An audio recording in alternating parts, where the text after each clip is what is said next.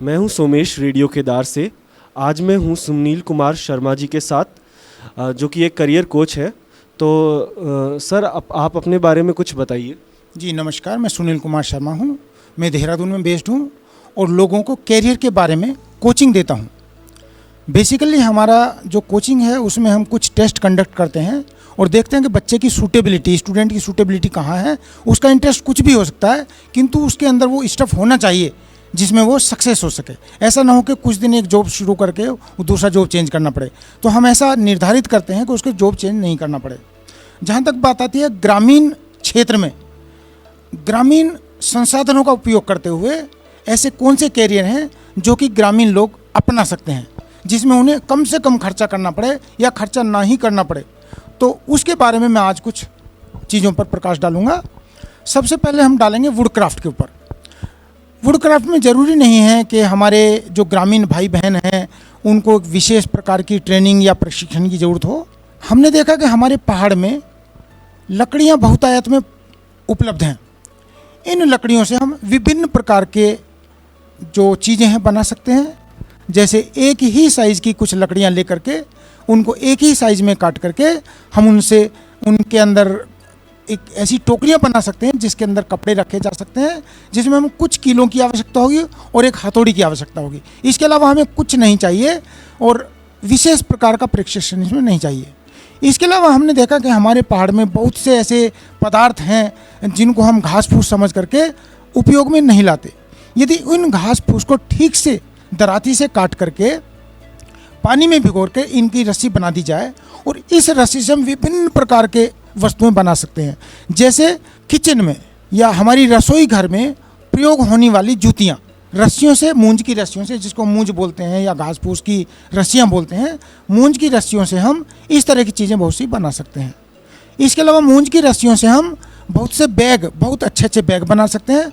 और यदि हमारे अंदर थोड़ी सी कलात्मक अभिव्यक्ति है, हमारे अंदर सृजनात्मकता है, तो हम उन वस्तुओं के ऊपर, उन बैग्स के ऊपर कुछ कलाकृतियाँ उकेर सकते हैं। कुछ कपड़े की कतरन लेकर के उसके ऊपर कुछ चित्र अंकित कर सकते हैं, बना सकते हैं, सुई से टाक सकते हैं और उनको अच्छी कीमत पर आसपास के बाज़ार में हम बेच सकते हैं। इसके अलावा हमने देखा कि हमारे जंगल में बहुत से पेड़ हैं जिनकी जड़ें चमकती रहती हैं और वो जड़ विशेष प्रकार की एक आकृति ले लेते हैं। कोई सांप की आकृति में होता है, कोई बिच्छू की आकृति में होती है जड़, कोई जड़ किसी पक्षी विशेष की आकृति में होती है। तो हम उन जड़ों को वहाँ से निकाल लें और निकाल करके उनको थोड़ा पॉलिश करके, उनको थोड़ा क्लीन करके, उनको एक और परफेक्शन में शेप दे करके बाज़ार में बहुत अच्छी कीमत में उसे बेच सकते हैं। इसके अलावा हमारे पहाड़ में हर गांव में गाय और पशुपालन का कार्य होता है। तो हम गाय के गोबर से उपले या कंडे जिसको हम बोलते हैं उसको बाज़ार में बेच सकते हैं। अमेजन वाले, फ्लिपकार्ट वाले आसानी से संपर्क किए जा सकते हैं और वो इन कंडों को हमसे खरीद सकते हैं। बल्क में भी खरीद सकते हैं और कम में भी खरीद सकते हैं और हमें इसकी अच्छी कीमत मिल जाएगी।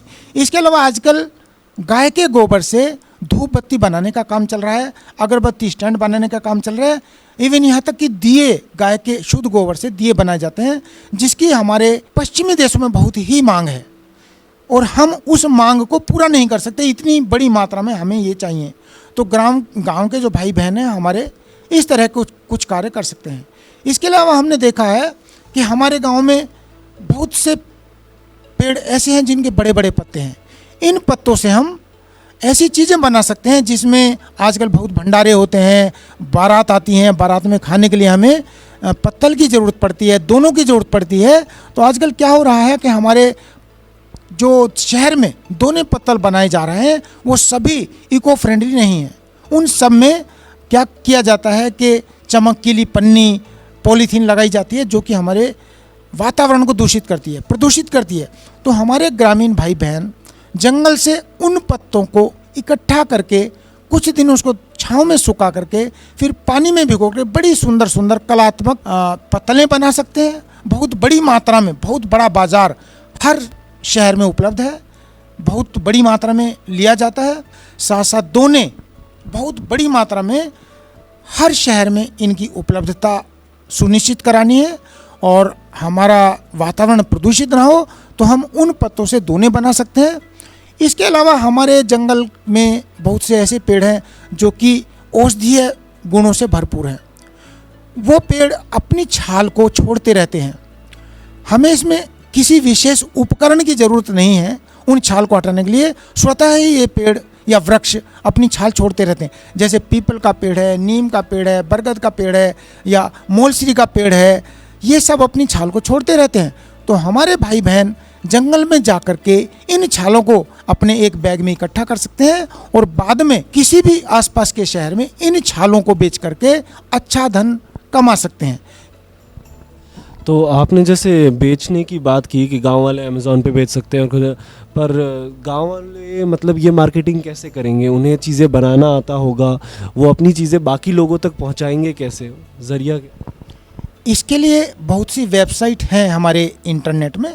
आसपास के किसी शहर या कस्बे में आकर के और इंटरनेट वाले भैया से बातचीत करके बोल सकते हैं कि मैं इस तरह के प्रोडक्ट्स, इस तरह की वस्तुओं का निर्माण कर रहा हूं और मेरे को इसके लिए बाज़ार चाहिए।